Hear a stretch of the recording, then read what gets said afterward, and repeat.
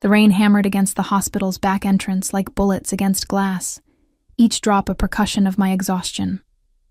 I pressed my forehead against the cool metal of my locker, inhaling the sterile scent of disinfectant that had become as familiar as my own skin. 12 hours. 12 hours of emptying bedpans, changing IV bags, and dodging the wandering hands of patients who thought a nurse's aide uniform was an invitation. My reflection in the small magnetic mirror hanging inside showed someone I barely recognized anymore. Dark circles carved shadows beneath my eyes, and my auburn hair, once thick and glossy, hung limp around my face, dulled by cheap shampoo and the hospital's harsh fluorescent lights. 23 years old, and I looked 40. "Emma, you coming?" Sarah poked her head around the corner, her own exhaustion evident in the slump of her shoulders. "Go ahead. I need a minute." She didn't argue. We all needed more than minutes these days. I pulled on my threadbare coat, the one with the broken zipper I kept meaning to replace, and stepped out into the November storm. The cold slapped my face immediately, rain mixing with something that felt like sleet. My ancient Toyota sat in the far corner of the employee lot, as far from the building as possible, because I'd arrived late this morning. Again. The walk felt endless. Water seeped through the hole in my left shoe, the one I'd been stuffing with cardboard for the past 2 weeks. My paycheck wouldn't come for another 5 days, and even then, most of it was already spoken for. Rent, the electric bill I'd been dodging, the collection agency that called 3 times a day about my mother's medical debt. I fumbled with my keys, fingers numb and clumsy. The car door groaned open, and I collapsed into the driver's seat, shivering so hard my teeth chattered. The engine turned over once, twice, then nothing, just a clicking sound that might as well have been laughter. No. No, no, no. I turned the key again. Click, click, click.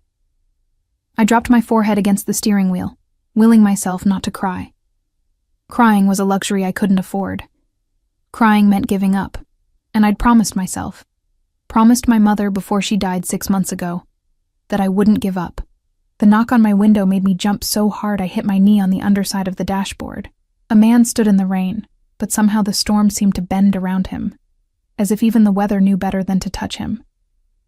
He wore a black coat that probably cost more than my car, the fabric so fine it seemed to repel water rather than absorb it.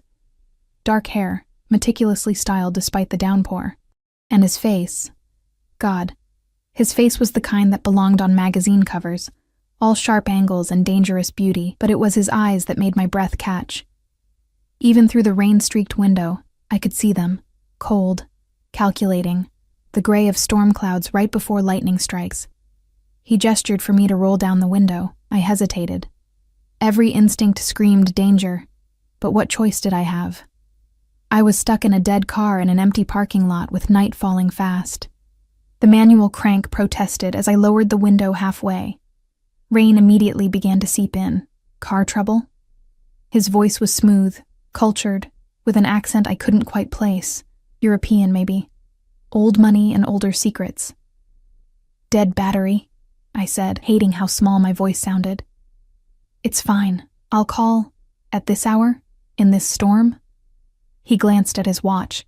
Sleek, silver, probably worth more than I made in a year. "The nearest tow service is 40 minutes away. Assuming they'll even come out in this weather." How did he know that? I studied him more carefully. Behind him, barely visible through the rain, sat a black SUV with tinted windows. I could make out at least 2 figures inside, both watching us. "I can give you a ride." It wasn't a question. "I don't know you." Something flickered in those gray eyes. Amusement? Annoyance? "No, you don't. I'm fine waiting. You're shivering so hard I can see it from here. Your lips are turning blue." He pulled out a phone, sleek, expensive, and spoke into it without taking his eyes off me. "Marco, bring the car around." I said I'm fine, and I'm saying you're not. The SUV's engine purred to life. "You can accept the ride, or you can sit here and develop hypothermia. Your choice." The SUV pulled up beside us, and the man opened my door before I could protest further. His hand, God, even his hand looked expensive, with perfectly manicured nails and a watch that caught the light, extended toward me. I stared at it. Every rational thought told me to refuse. Strange men in expensive cars didn't offer rides to broke nurses' aides out of kindness. There was always a price. But my teeth were chattering so hard I could barely think, and the warmth emanating from the SUV's interior was like a physical pull. I took his hand. His fingers closed around mine, warm and strong, and I felt a jolt run through me that had nothing to do with the cold. He helped me out of my car with a gentleness that seemed at odds with the predatory way he'd studied me through the window. The SUV's interior was like stepping into another world. Leather seats that probably cost more than my monthly rent, heating that immediately began to thaw my frozen limbs, and the subtle scent of expensive cologne mixed with something darker. Danger, maybe. Or power. I slid into the back seat, and he followed, settling beside me with the casual grace of someone accustomed to people moving out of his way.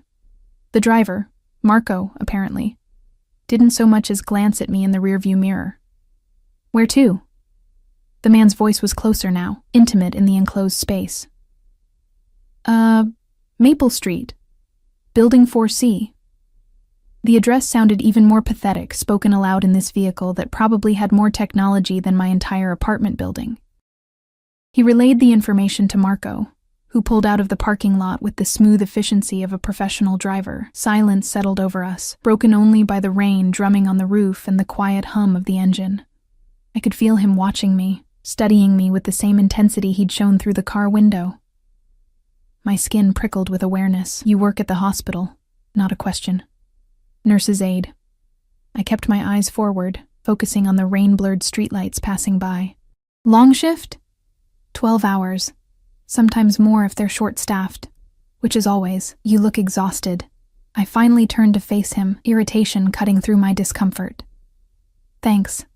Every girl loves to hear that. The corner of his mouth lifted in what might have been a smile. It transformed his face from merely handsome to devastatingly beautiful. And I felt something in my stomach flip.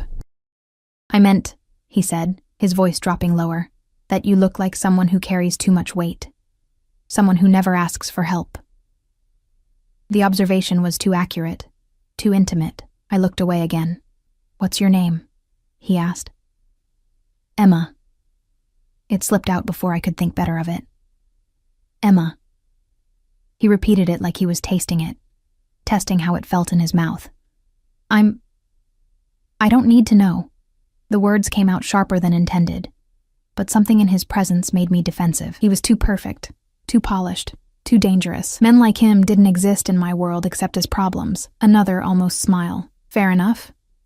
The drive should have taken 15 minutes. The silence stretched, comfortable for him, agonizing for me. I became hyper-aware of every detail.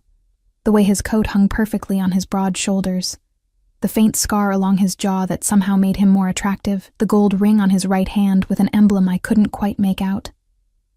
You live alone? He asked suddenly. Warning bells rang in my head. Why? Curious. You're very curious for a stranger giving someone a ride. Perhaps I want to stop being a stranger. My heart kicked against my ribs. The way he said it, low, deliberate, made it clear he wasn't talking about friendship. I'm not interested, I said, but even I could hear the lie in my voice. Liar. The word was soft, almost affectionate. Your pulse is racing. I can see it in your throat. Heat flooded my face. I crossed my arms, acutely aware of how thin my uniform was, how threadbare my coat. Next to his obvious wealth, I felt like something scraped off the bottom of someone's shoe. Here. Marco's voice broke the tension as the SUV pulled up in front of my building, a gray, concrete nightmare that looked even worse in the rain. I reached for the door handle, desperate to escape the suffocating intensity of the man beside me. His hand caught my wrist. Not hard, but firm enough to stop me. Emma. I froze, every nerve ending aware of where his skin touched mine. Take this. He pressed something into my palm, a business card, thick and expensive. No name, just a phone number embossed in silver, in case your car needs more than a jump start. I should have refused, should have thrown it back at him and run into my building without looking back. Instead, I closed my fingers around it.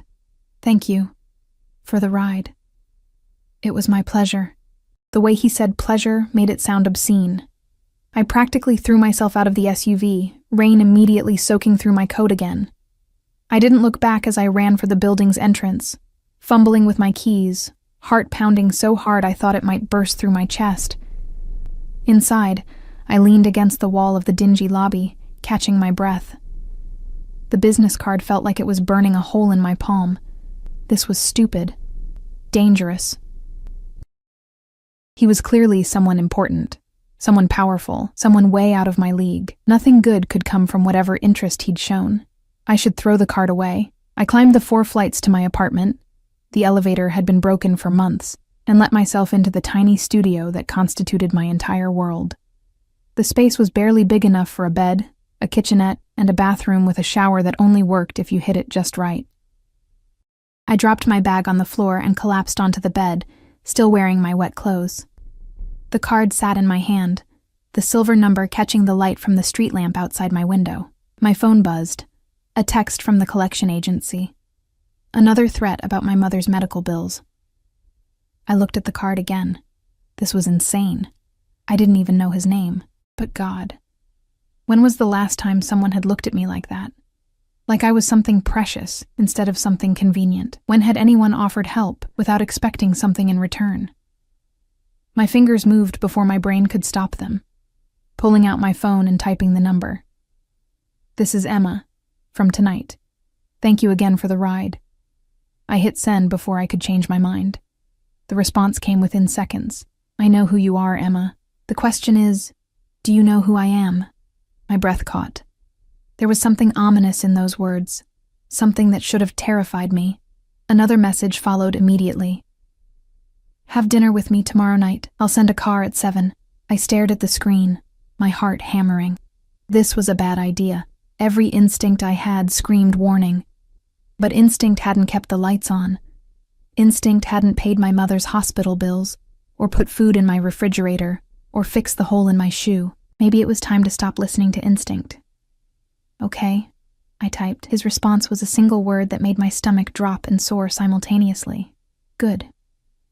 I spent the entire next day in a state of anxious anticipation that made my hands shake every time I checked my phone. My shift at the hospital dragged endlessly, bedpans and vital signs blurring together in a haze of distraction. Sarah noticed, of course.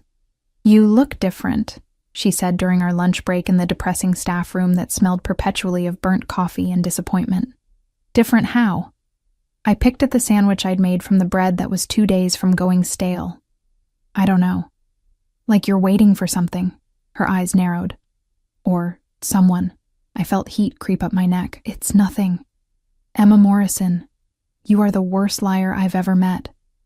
She leaned forward, lowering her voice even though we were alone. Spill. I have a date tonight, that's all. Her eyebrows shot up. A date? You haven't been on a date since... I know. Since Michael. Since he'd promised forever and delivered 6 months before disappearing with my savings and my dignity. It's probably stupid. Who is he? I don't actually know. Sarah's expression shifted from curious to concerned. What do you mean you don't know? I mean, he gave me a ride last night when my car died. He was... different. And now we're having dinner. Emma, that's insane. He could be anyone. A serial killer. A chance, I interrupted, surprising myself with the firmness in my voice. He could be a chance at something different, even if it's just for one night. She studied me for a long moment, then sighed. Wear something that makes you feel powerful. And text me every hour or I'm calling the police. At 6:30, I stood in front of my tiny closet, staring at the pathetic collection of clothes that represented my entire wardrobe. I owned exactly 3 dresses, all purchased from thrift stores. One had a stain I'd never been able to remove. One was too tight. And the last, a simple black dress with a modest neckline, was the only option. I slipped it on, studying my reflection in the cracked mirror hanging on the bathroom door. The dress hugged curves I'd forgotten I had, but it was also obviously cheap. The fabric was thin, the hem slightly uneven. Next to whatever designer perfection he probably expected, I'd look like a child playing dress-up. My phone buzzed at precisely 7 o'clock. The car is downstairs. I grabbed my coat. the same threadbare one from last night, and made my way down the 4 flights of stairs on shaking legs. What was I doing? This was madness. I should turn around, text him some excuse, hide in my apartment until this moment of insanity passed. But I didn't. The SUV waited at the curb, sleek and black and utterly out of place on my shabby street. Marco stood beside the rear door, his expression carefully neutral as he opened it for me. "Good evening, Miss Morrison." The use of my last name sent a chill through me. I hadn't told them my last name. The interior was just as luxurious as I remembered, but this time there was a garment bag laid across the seat. Marco gestured to it as I climbed in. "Mr. Antonov thought you might want options," he said simply before closing the door. Mr. Antonov. So now I had a name. My hands trembled as I unzipped the bag. Inside hung a dress that made my throat go dry. Midnight blue silk that seemed to shimmer in the dim light, with a neckline that would show just enough and a hem that would fall to mid-thigh. The designer label inside meant nothing to me, but the price tag still attached made my stomach drop. $12,000 for a dress. I should have been insulted, should have seen it for what it was, a wealthy man assuming he could buy anything, anyone. But when I touched the fabric, it felt like touching water, like touching moonlight. I'd never felt anything so soft. A small note card fell from the folds. "You deserve to feel beautiful. D." Something in my chest cracked open. The privacy screen between the driver and passenger compartments was up, offering me complete privacy. I hesitated only a moment before slipping out of my cheap black dress and into the silk. It slid over my skin like a caress, fitting perfectly as though it had been made for me. How had he known my size? The question should have terrified me. Instead, it sent a different kind of shiver down my spine. When Marco opened my door 20 minutes later, we were in a part of the city I'd only seen in photographs.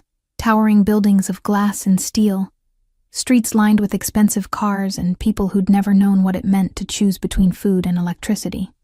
He led me toward a restaurant with no visible sign, just a discreet door attended by a man in a tuxedo who nodded as we approached. Inside, the world transformed into something from a dream, or a movie. Crystal chandeliers cast warm light over tables draped in white linen, each one occupied by people who belonged in this world of wealth and power. I didn't belong here. Every step in my borrowed dress felt like a lie. "This way, Miss Morrison." A hostess appeared, her smile professional and cold. She led me through the main dining room, past tables where conversation stopped, and heads turned to watch me pass. I felt their judgment like physical touches, assessing, dismissing. We climbed a curved staircase to a second floor I hadn't known existed. Here, the lighting was softer, the tables fewer and farther apart. The hostess stopped at a door at the far end of the hallway and knocked once before opening it. The private dining room beyond stole my breath. Floor-to-ceiling windows overlooked the city, the lights sprawling out like scattered diamonds. A single table sat in the center, set for 2 with more silverware than I knew what to do with. Candles flickered, casting dancing shadows on walls covered in artwork that probably cost more than my entire building. And standing by the windows, silhouetted against the city lights, was him. He turned as I entered, and I understood why people use the word devastating to describe beauty. He wore a dark suit that had definitely been tailored to his body, every line perfect, every detail exact. His dark hair was swept back from his face, revealing those storm-gray eyes that seemed to see straight through me. Emma. My name on his lips sounded like a prayer, or a claim. Mr. Antonov. I was proud that my voice didn't shake. Dmitri. He moved toward me with the grace of a predator, each step measured and purposeful. "And you look exquisite." Heat flooded my face. "The dress is... it's too much. I can't accept it's a gift." He was close now, close enough that I could smell his cologne, something dark and expensive that made my head swim. "I don't expect anything in return." Everyone expects something in return. His eyes darkened. Perhaps, but not tonight. He pulled out my chair with old-world courtesy that felt practiced, automatic. I sat, hyper-aware of the silk sliding against my skin, of his hands briefly touching my shoulders as he pushed the chair in. When he took his seat across from me, I finally found my voice. How did you know my last name? My size? A slight smile played at his lips. I'm a thorough man, Emma. When something interests me, I learn everything about it. The casual admission should have sent me running. That's invasive? Yes. He poured wine into my glass, something red and probably older than me. But I wanted to ensure your comfort, your safety, by investigating me, by knowing who you are. He leaned back, studying me with that unnerving intensity. Emma Grace Morrison, 23 years old, orphaned 6 months ago when your mother lost her battle with cancer. Currently working as a nurse's aide at St. Catherine's Hospital, 3 shifts a week when they can afford to schedule you, 4 when they can't. You live alone in a studio apartment in a building with 17 code violations. Stop! My hands clenched in my lap. Just stop. You asked. I asked how you knew my size. Not for you to recite my entire pathetic life. Something shifted in his expression. He leaned forward, elbows on the table, the candlelight catching the gold of his ring. There is nothing pathetic about survival, Emma. Nothing pathetic about working yourself to exhaustion to honor your mother's memory by paying debts that aren't legally yours to pay. My breath caught. How do you... I know that you send half of every paycheck to collection agencies for medical bills that should have been written off. I know that you haven't bought new shoes in 8 months despite the hole in your left one. I know that you eat once a day so you can keep the electricity on. His voice was soft, almost gentle, but his eyes burned. I know that you're drowning, and you're too proud to ask for help. Tears stung my eyes. I blinked them back furiously. Why? Why do you care about any of this? Because when I saw you last night, soaked and shivering and so goddamn stubborn that you'd rather freeze than accept help from a stranger, I saw something I thought was extinct. He reached across the table, his fingers brushing mine. The touch sent electricity racing up my arm. I saw someone real. A waiter appeared as if summoned by magic, placing plates of food in front of us that looked too beautiful to eat. Dimitri withdrew his hand, and I immediately missed the contact. We ate in silence for several minutes. The food was exquisite, flavors I'd never experienced, textures that melted on my tongue. I tried not to think about how much this single meal probably cost. Tell me about your mother, Dimitri said suddenly. I looked up, surprised. Why? Because she clearly meant everything to you. Because grief is still fresh in your eyes when you think no one's watching. I set down my fork, my appetite suddenly gone. She was everything.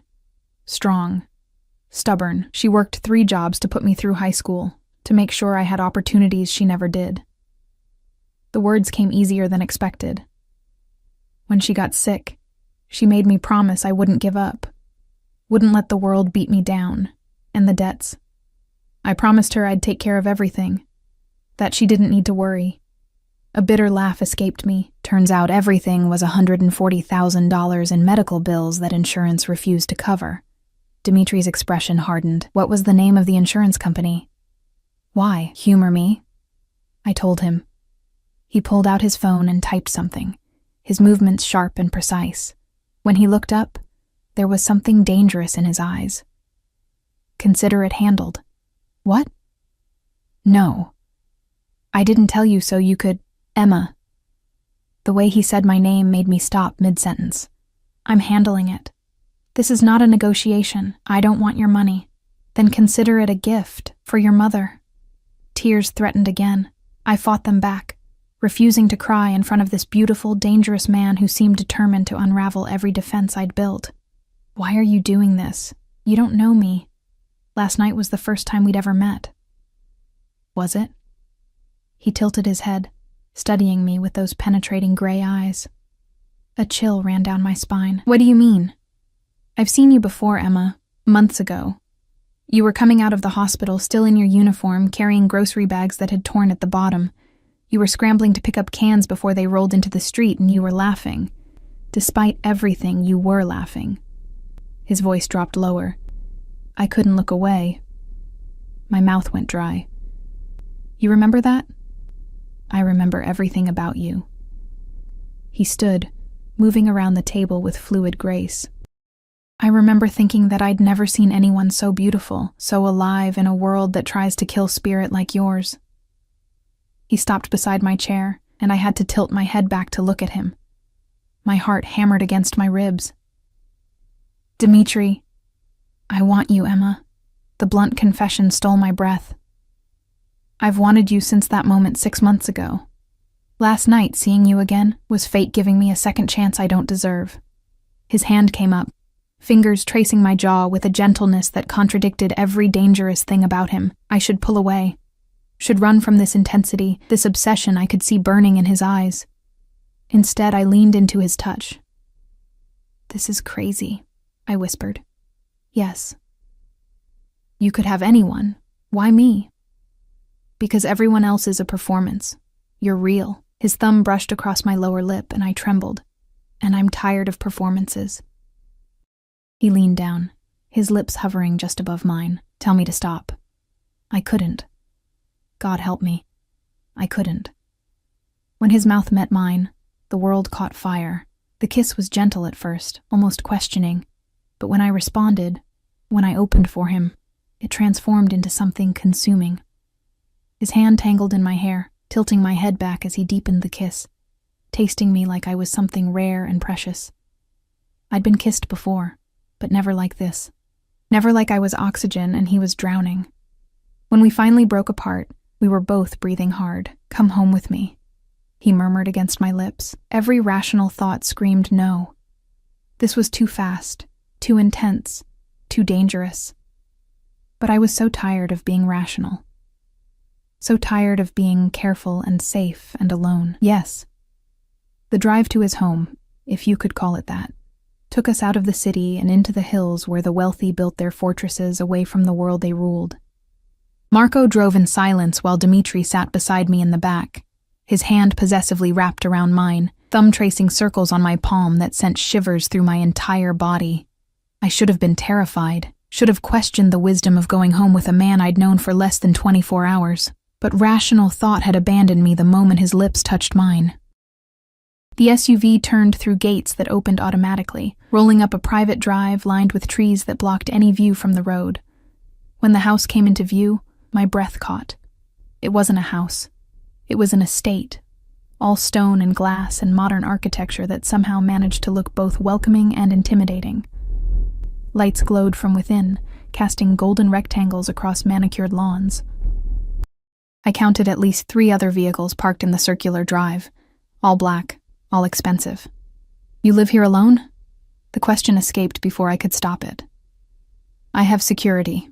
Staff." His voice was casual, but there was an edge to it. "But my private quarters are exactly that. Private." Marco opened my door, and Dimitri helped me out with the same careful courtesy he'd shown at the restaurant. 2 men in dark suits stood near the entrance, their postures alert, eyes scanning constantly. They nodded respectfully as we approached, but I noticed how their gazes lingered on me, assessing, cataloging. Inside was even more impressive. Marble floors, artwork that belonged in museums, and a sweeping staircase that curved up to a second floor, but Dimitri didn't give me time to gawk. His hand pressed against the small of my back, guiding me past the public spaces toward a private elevator hidden behind a panel that blended seamlessly with the wall. "This goes directly to my quarters," he explained, pressing his palm against a scanner. The doors slid open with a soft whisper. "No one has access without my explicit permission." We stepped inside, and the moment the doors closed, the air between us changed. Charged. Dimitri turned to me, and the hunger in his eyes made my knees weak. "Last chance, Emma." His voice was rough. "If you want to leave, tell me now. Because once I have you, I won't want to let you go." The warning should have sent me running. Instead, it sent heat pooling low in my belly. "I'm not leaving." Something predatory flashed across his face. He backed me against the elevator wall, his body caging mine, hands braced on either side of my head. "Do you understand what you're agreeing to?" "No," I admitted breathlessly, "but I want to find out." His mouth crashed down on mine. And this kiss was nothing like the one at the restaurant. This was claiming, possessing, a storm of need that left me gasping. His hands were everywhere, tangling in my hair, sliding down my sides, gripping my hips and pulling me against him so I could feel exactly how much he wanted me. The elevator dinged, doors opening, but neither of us moved for a long moment. When he finally pulled back, his eyes were almost black with desire. Bedroom. Now. He led me through a living space that was all clean lines and expensive taste, but I barely registered any of it. My entire focus was on the man whose hand gripped mine like a lifeline, who looked at me like I was something he'd been searching for his entire life. His bedroom was massive, all dark wood and charcoal gray, with floor-to-ceiling windows that overlooked the city lights far below. A king-sized bed dominated the space, covered in what looked like silk sheets. Dmitri released my hand and moved to pour 2 glasses of amber liquid from a crystal decanter. He handed me one, our fingers brushing in the exchange. Drink. You're shaking. I was. Not from fear, but from want so intense it scared me. I sipped the liquor, whiskey, smooth and expensive, and felt warmth spread through my chest. Better? He asked. A little. He set his glass down and moved behind me, and I felt his fingers at the zipper of my dress. May I? My nod was barely perceptible. The zipper descended with agonizing slowness, his knuckles brushing my spine and leaving fire in their wake. The silk whispered as it fell, pooling at my feet and leaving me standing in nothing but the underwear I'd worn. Plain, cotton, utterly unsexy compared to everything else about this moment. I started to cover myself, suddenly self-conscious, but Dmitri caught my wrists. Don't, his voice was harsh. You're perfect. His hands released mine to trace the curve of my waist, the flare of my hips. Every touch was reverent, worshipful, like he was memorizing me through his fingertips. When his lips pressed against my shoulder, I couldn't suppress the shiver that ran through me. Tell me you want this, he murmured against my skin. I want this. Tell me you want me. I want you. The admission came easier than expected. God, Dmitri, I want you so much it terrifies me. He turned me to face him, and what I saw in his eyes stole my breath. Not just desire, but something darker, more intense. Obsession. You should be terrified, he said softly. Because I meant what I said. I won't want to let you go. Then his mouth was on mine again, and I stopped thinking altogether. What followed was a blur of sensation. His hands exploring every inch of my skin, my fingers fumbling with the buttons of his shirt, the heat of his body against mine as he lifted me and carried me to the bed. He took his time, worshipping me with a patience that felt at odds with the hunger burning in his eyes. When he finally moved over me, when we finally came together, it felt like something fundamental shifted in the universe. Every touch was electric. Every kiss a promise, every whispered word in a language I didn't understand, but somehow felt in my bones. Afterward, I lay wrapped in his arms, my head on his chest, listening to his heartbeat slow. His fingers traced lazy patterns on my back, and for the first time in months, maybe years, I felt safe. Stay, he murmured into my hair. I have work tomorrow. Call in sick. I lifted my head to look at him. I can't afford to miss a shift. His jaw tightened. You won't have to worry about that anymore. Dmitri, stay. His arms tightened around me. Please. The please undid me.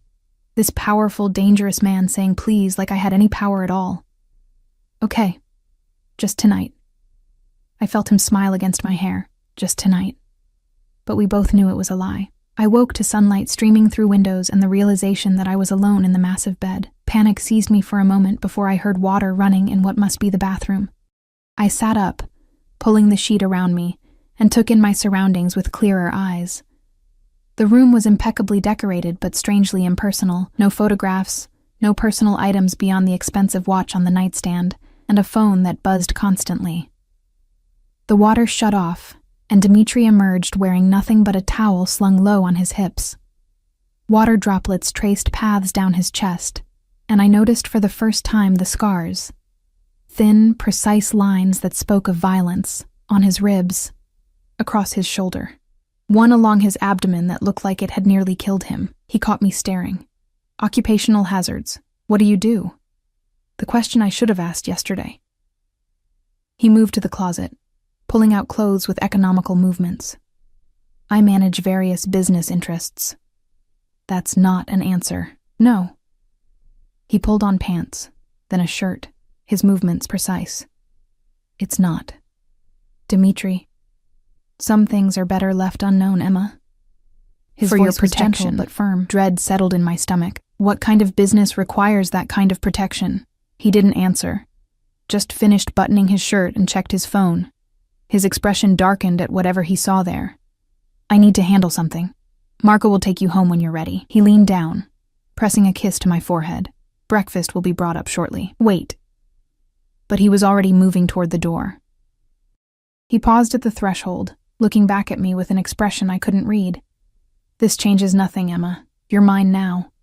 And I protect what's mine. Then he was gone.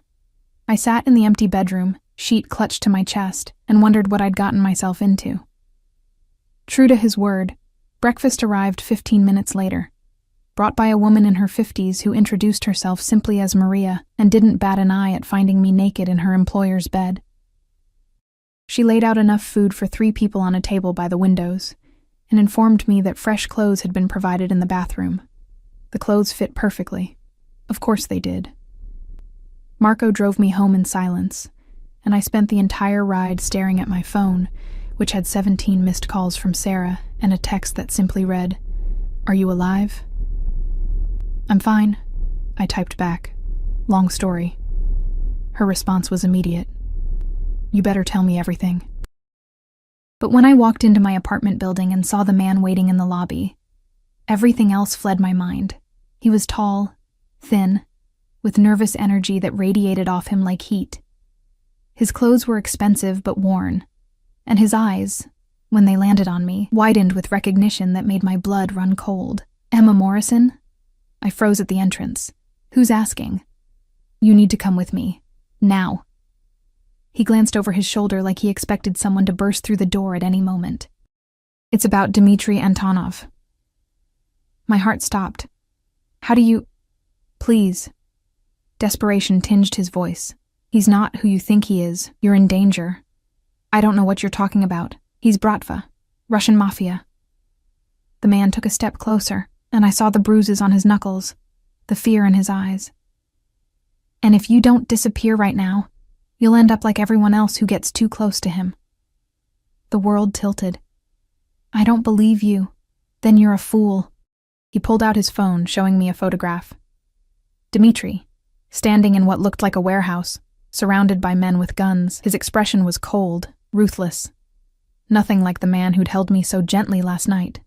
"He's dangerous, Miss Morrison, and now that you've been seen with him, you're in danger too." I stared at the photo, my mind reeling.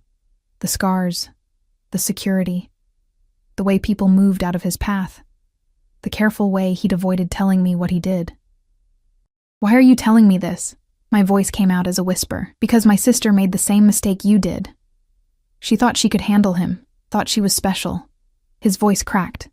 "They found her body 3 months ago." Horror washed through me. "I'm sorry." "Don't be sorry. Just run." He pressed something into my hand. Keys. "There's a car 2 blocks from here, blue Honda.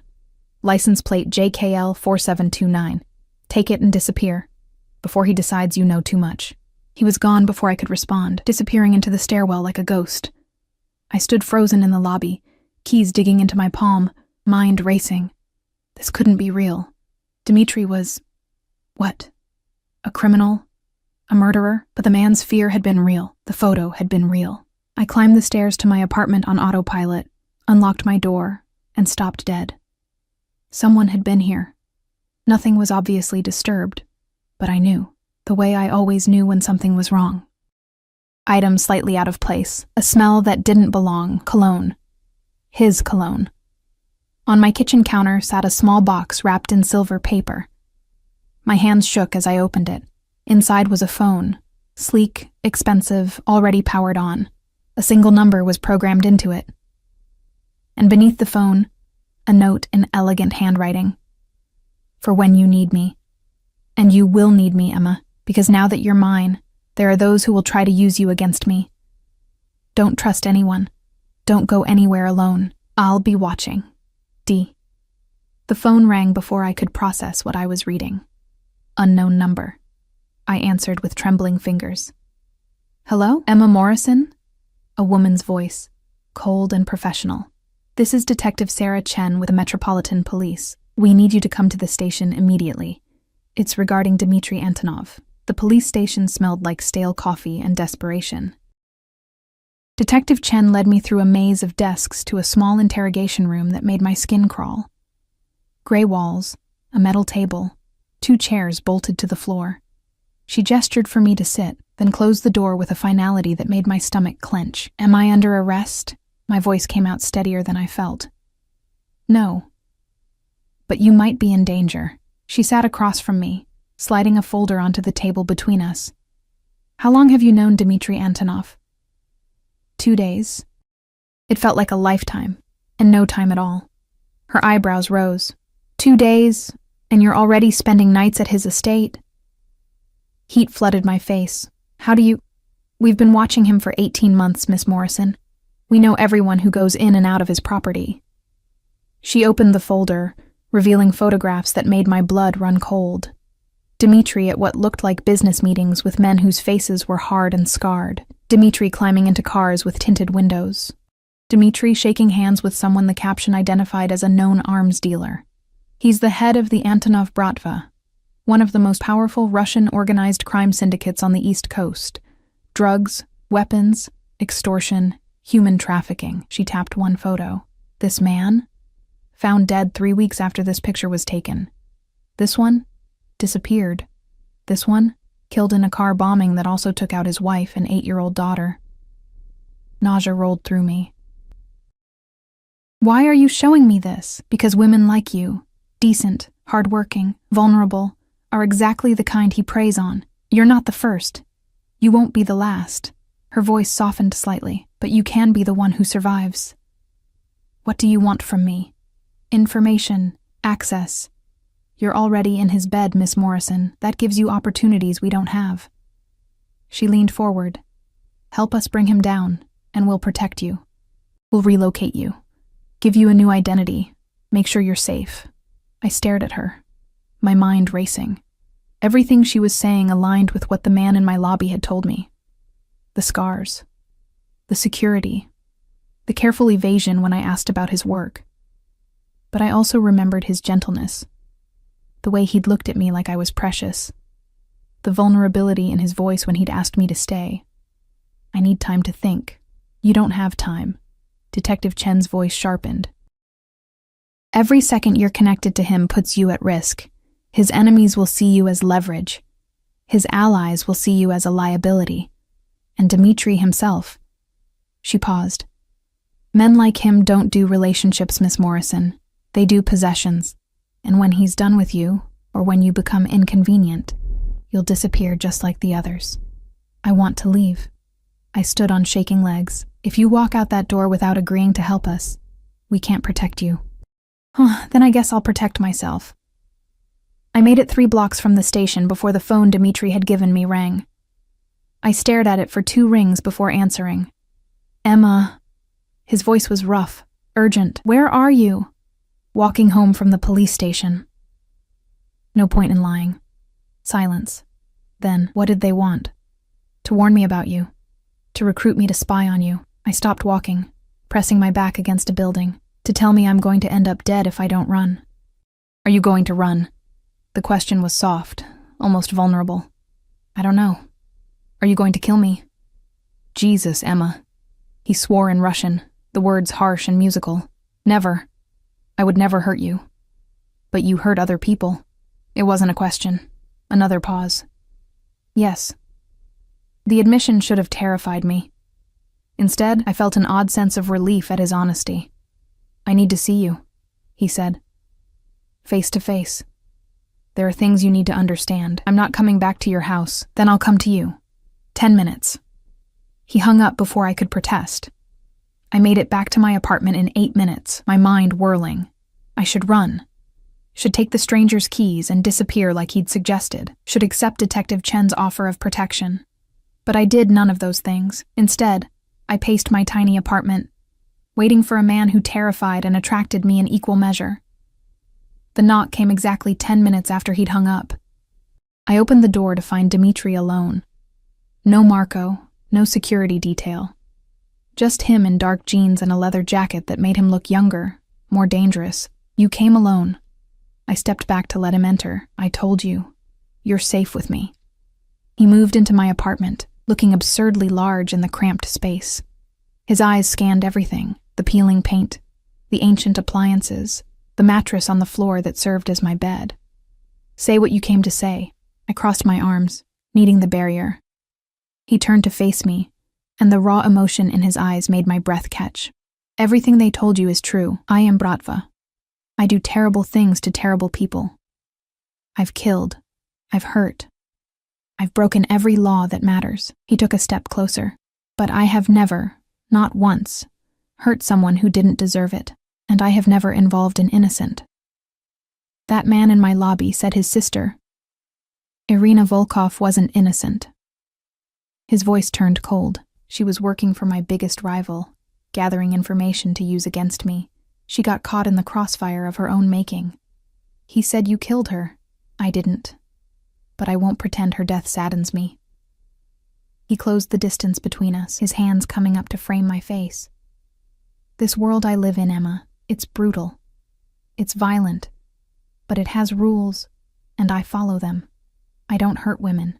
I don't hurt children. I don't involve civilians unless they choose to be involved. And what am I? My voice cracked. What choice did I have in any of this? Every choice. His thumbs stroked my cheeks. You could have refused the ride, refused the dinner, refused to come home with me. At every step, you chose to be here. Because I didn't know. You knew something was different about me. You knew I was dangerous. You felt it from the moment I knocked on your car window. His eyes searched mine, but you came anyway. Why? I wanted to lie, to tell him it was desperation or stupidity or anything but the truth. But something about his gaze demanded honesty. Because when you look at me, I feel seen. For the first time in my life, I feel like I matter to someone. His expression crumbled. He pulled me against him, burying his face in my hair. You matter, Emma. God, you have no idea how much you matter. We stood like that for a long moment, wrapped around each other in my pathetic apartment while the world waited outside to tear us apart. I can't be involved in your world, I whispered against his chest. I can't be part of that violence. You won't be. I'll keep you separate. Safe. His arms tightened. But I need you to understand something. Now that my enemies know about you, they'll try to use you against me. That's not a threat. That's reality. I pulled back to look at him. So what do? You let me protect you. You trust that I know how to keep you safe. His hand came up to cup my face again. And you decide if what we have is worth the risk. Before I could answer, his phone buzzed. He checked it, and his entire demeanor changed, shoulders tensing, jaw clenching, eyes going cold and hard. What is it? Stay here. Lock the door. Don't open it for anyone but me. He was already moving toward the door. Dimitri, wait! He turned back, pulled me into a bruising kiss, then released me just as abruptly. I'll explain everything, I promise. But right now, I need to handle something. Is it about me? About the police? It's about someone who thinks they can take what's mine. The predatory look in his eyes made me shiver. They're about to learn otherwise. He left, and I locked the door behind him with shaking hands. I lasted 20 minutes before curiosity and worry won out over caution. I grabbed my coat and headed out, ignoring the voice in my head screaming that this was stupid. The blue Honda was where the stranger said it would be. The keys worked. I sat in the driver's seat, hands on the wheel, heart pounding. I could leave. Right now. Drive away from Dimitri and his dangerous world and never look back, but even as I thought it, I knew I wouldn't. Instead, I drove toward his estate, toward the danger, toward the man who'd somehow become essential to me in less than 48 hours. The gates were open when I arrived. Never a good sign. I parked outside and approached on foot, my heart in my throat. Voices carried from inside, raised in anger. Russian phrases I couldn't understand punctuated by English words that made my blood run cold. Betrayal, punishment, example. I should have left. Should have run back to the car and disappeared like everyone kept telling me to. But then I heard Dimitri's voice, cold and controlled and absolutely terrifying. You touched what's mine. There are consequences. A gunshot cracked through the air. I ran. I burst through the entrance to find a scene from a nightmare. Dmitri stood in the center of his pristine living room, gun in hand, surrounded by his security team. On the floor, bleeding from the shoulder, was the man from my lobby, the one who'd warned me to run, Emma. Dmitri's voice was flat, emotionless. I told you to stay home. You shot him. I couldn't look away from the blood spreading across the marble floor. He broke into your apartment, planted listening devices, tried to turn you against me. Dmitri's eyes were like ice. He's lucky I only shot his shoulder. The wounded man laughed, the sound wet and pained. She'll never be safe with you, Antonov. They'll keep coming. They'll use her until there's nothing left. Dmitri moved faster than I could follow. The gun pressed against the man's temple. Say one more word about her, and I'll forget my rules about quick deaths. Stop! My voice cracked. Please, just stop. Dmitri's finger was on the trigger. The man was seconds from death, and I was the only thing standing between them. He's not worth it, I said, forcing my voice steady. He's already beaten. You've already won. For a long moment, nothing moved. Then, slowly, Dmitri lowered the gun. Get him out of my sight, he told his men.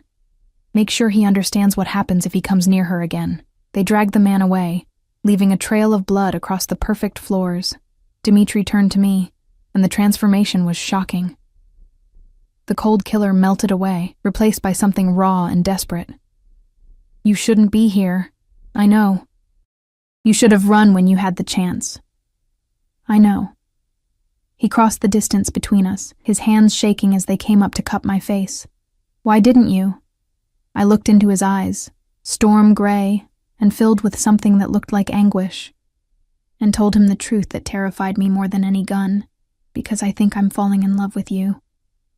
His kiss was desperate, claiming, a brand that marked me as his in ways that had nothing to do with possession and everything to do with surrender. When we broke apart, both breathing hard, he pressed his forehead to mine.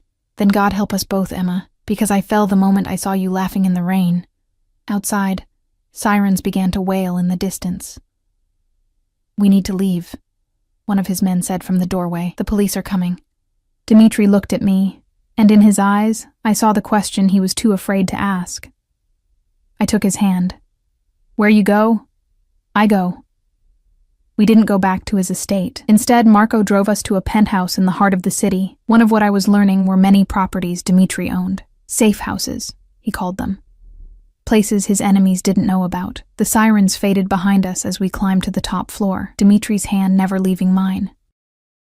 His security team fanned out, checking rooms, securing exits. I watched it all in a daze, still processing the blood, the gun, the casual violence I'd witnessed. Emma. Dmitri's voice pulled me back. We were alone now in a living room decorated in shades of gray and chrome. Talk to me. I don't know what to say. I sank onto the sofa, suddenly exhausted. 6 hours ago, I was a nurse's aide with debt and no future. Now I'm... What? A mob boss's girlfriend? An accessory to attempted murder? He knelt in front of me, his hands on my knees. You're not an accessory to anything. That man, Alexei Volkov, he's been trying to get to me for months. His sister's death was her own fault, but he blames me. When he found out about you, his jaw clenched. He was going to hurt you to hurt me. So you shot him. I would have done worse if you hadn't stopped me. His eyes met mine, unflinching. I won't apologize for protecting you, Emma. That's not who I am. I know. And terrifyingly, I did know. I understood on some fundamental level that this was his world. These were his rules. And if I was going to be in his life, I had to accept that. What happens now? Now, we wait. The police will investigate, but they won't find anything. I own half the precinct, and the other half knows better than to push. He stood, pulling me up with him. But there's something else we need to discuss. Dread settled in my stomach. What? He reached into his jacket and pulled out a small box. For one insane moment, I thought he was going to propose. Instead, when he opened it, I saw a pregnancy test. My heart stopped. What is that for? We didn't use protection last night.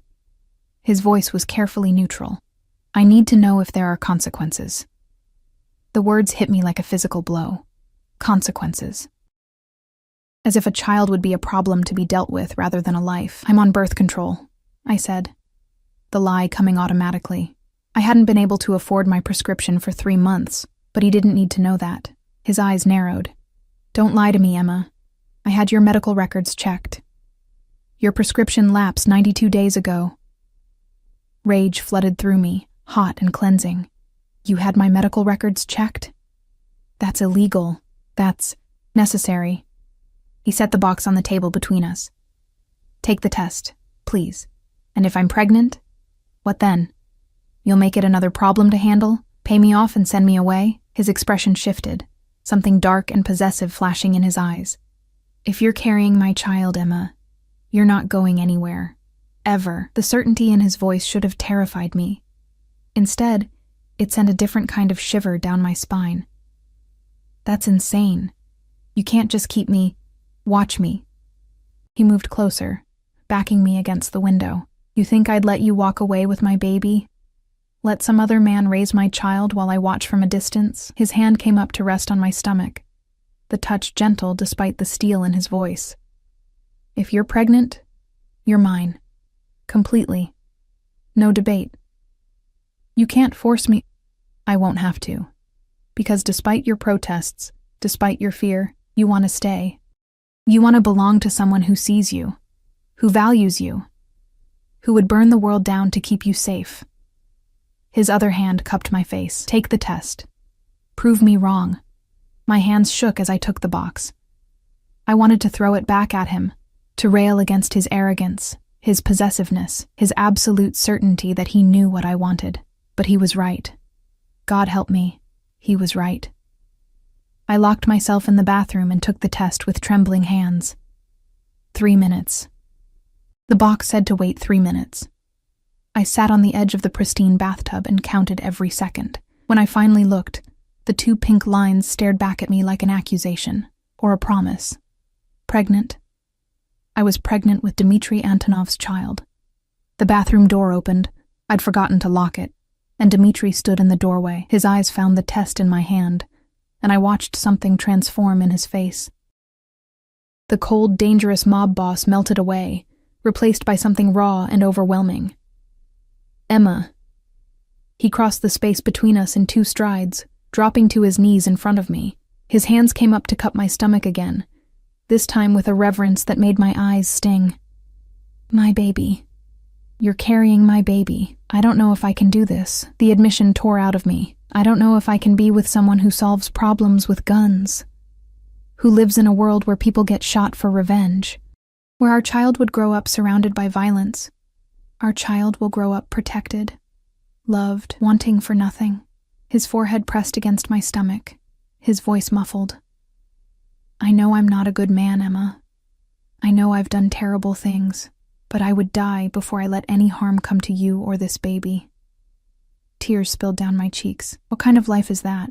Always looking over your shoulder, always afraid. Then I'll leave. The words were so quiet I almost didn't hear them. I stared down at him. What? He looked up, and the emotion in his eyes nearly undid me. If being with me puts you in danger, if it means our child grows up afraid, then I'll leave. I'll disappear. I'll send you money, make sure you're taken care of, but I'll stay away. His voice cracked. I'll give you up if that's what keeps you safe. You don't mean that. I've never meant anything more. His hands tightened on my hips. But before I do, I'm begging you to give me a chance. Let me prove that I can keep you safe, that I can be the man you need me to be. I looked down at this powerful, dangerous man kneeling before me, offering to give up everything for my safety, and felt something shift in my chest. This wasn't just obsession or possession. This was love, broken and desperate and real. 3 months, I heard myself say. What? Give me 3 months. 3 months to see if this can work, if we can build something real in your world. My hands came up to thread through his hair. But if I feel unsafe, if I think our child is in danger, I walk away, and you let me. Done. He surged up, capturing my mouth in a kiss that tasted like relief and desperation and promise. When he pulled back, his hand returned to my stomach. 3 months to prove I can be yours. That we can have this. The next 12 weeks were the strangest of my life. Dmitri kept his word. I saw none of his business, none of the violence that I knew existed just beneath the surface of his carefully constructed life. Instead, I saw doctor's appointments at private clinics where no questions were asked. I saw gentle hands on my growing stomach, reading pregnancy books in Russian and English. I saw a man who'd built an empire on fear learning to build a nursery with his own hands. He moved me out of my apartment and into the penthouse, surrounding me with security that felt less like imprisonment and more like protection. Maria became a constant presence, teaching me Russian phrases and showing me pictures of Dmitri as a child, a serious boy with storm-gray eyes who'd already seen too much. I learned about his past in pieces. An orphan at 8 when his parents were killed in a rival's attack, raised by an uncle who taught him the brutal mathematics of survival. Building his own organization from nothing, ruling through intelligence and ruthless efficiency rather than mindless violence. "I'm not a good man," he told me one night as we lay in bed, his hand splayed across my stomach where our baby grew. "But I'm trying to be better, for you, for our child." Sarah visited once, her eyes wide as she took in the penthouse, the security, the evidence of wealth beyond anything we'd imagined. "Are you happy?" she asked when we were alone. I thought about it, really thought about it. About morning sickness while Dmitri held my hair back, about falling asleep to Russian lullabies he sang off-key, about the way he looked at me like I was the center of his universe. "Yes," I said, "I think I am." But happiness in Dmitri's world came with a price. 2 months into our arrangement, I woke to find him gone, and Marco standing guard outside our bedroom door. "Where is he?" "Handling business, Miss Morrison.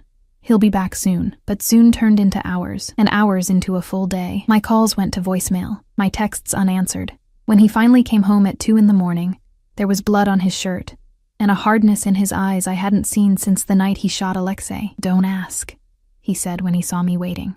"Please, Emma, don't ask." But I didn't have to ask. I could see it in the set of his shoulders, the way his hands shook slightly as he poured himself a drink. Someone had died tonight, maybe multiple someones. "Is it over?" My voice was quiet. "For now." "And next time?" "There's always a next time." He drained his glass, poured another. "This is my world, Emma. This is what I am." I crossed the room and took the glass from his hand, setting it aside. Then I pulled him down to me, wrapping my arms around him despite the blood, despite the violence he'd committed, despite everything. Then we handle it together. His arms came around me, holding me so tight I could barely breathe. "I don't deserve you. Probably not." I pulled back to look at him. "But you're stuck with me anyway." 3 months to the day after I'd taken that pregnancy test, Dmitri took me back to the restaurant where we'd had our first date. The same private room, the same view of the city lights, but everything else had changed. I was 4 months pregnant now, my stomach just beginning to show beneath the designer dress he'd insisted I wear. We'd survived attempts by rivals to use me as leverage, survived Detective Chen's increasing pressure to turn informant, survived the constant fear that came with loving a dangerous man. "I have something for you," Dmitri said, as dessert was cleared away. He pulled out a velvet box, and this time when he opened it, I saw a ring. Not ostentatious or showy, but beautiful, a single diamond surrounded by smaller stones that caught the candlelight. "I know I don't deserve you," he said, his voice rougher than usual. "I know I'm not the man you should have chosen, but you're mine, Emma, you and our baby, and I want the world to know it." He dropped to one knee beside my chair. "Marry me. Make me the luckiest bastard alive." I should have asked for more time, should have demanded guarantees he couldn't give, should have been practical and cautious and smart. Instead, I said yes. The ring slid onto my finger, a perfect fit, and Dmitri pulled me into his arms like he'd never let go. And maybe he wouldn't. Maybe this obsessive, possessive, dangerous love was exactly what we both needed. "I love you," he whispered against my hair. "I'll love you until I draw my last breath." "I love you too." The words came easier now, even though you're absolutely insane. His laugh was warm against my skin. Sanity is overrated. 6 months later, I gave birth to a daughter with storm-gray eyes and a grip that could already wrap Dmitri around her tiny finger. He held her with the same reverence he'd shown my stomach that first night. This powerful man reduced to trembling awe by 7 pounds of screaming infant. "Katerina," he murmured, tracing her perfect features. After my mother, I watched him with our daughter and knew that whatever came next, whatever violence or danger or chaos his world threw at us, we would face it together. This broken, dangerous, perfect family we'd built from nothing. Detective Chen came to the hospital, her expression carefully neutral as she studied the baby sleeping in my arms. "Last chance to cooperate," she said quietly, "to get out before it's too late." I looked at Dmitri standing guard by the window, then at our daughter, then back at Chen. "I'm exactly where I'm supposed to be." She left without another word. 2 years later, I stood in the nursery of our actual home. Not a penthouse or safe house, but a real home in the countryside where Katerina could grow up with space to run, and watched my husband teaching our daughter to say Papa in Russian. The violence hadn't stopped. His enemies hadn't disappeared. But Dmitri had kept his promise. Our daughter knew nothing of her father's world except his love. I knew nothing except what I chose to see. Was it perfect? No. Was it safe? Probably not. Was it the life I'd imagined for myself that rainy night when my car broke down? Not even close. But when Dmitri looked up and saw me watching, when he smiled, that rare, genuine smile reserved only for us, when he crossed the room and pulled me into his arms with Katerina between us, I knew I wouldn't change a single moment. I'd slept with the Mafia boss and run straight into the life I was always meant to live. And I'd do it again in a heartbeat. "What are you thinking about?" Dmitri murmured against my hair. "How lucky I am." I tilted my head back to look at him. How completely, impossibly lucky. His kiss was soft, sweet, everything the dangerous man shouldn't be, but was with me. When he pulled back, his eyes were warm with the love that had transformed us both. "The luck is all mine, Moya Lyubov. All mine. Outside, the sun set over the property we'd made safe, the family we'd built against all odds, the future we'd claimed despite everyone who said it was impossible. And in that moment, wrapped in the arms of the man who'd seen me when I was invisible, loved me when I was broken, and chosen me when he could have had anyone, I was finally, completely home."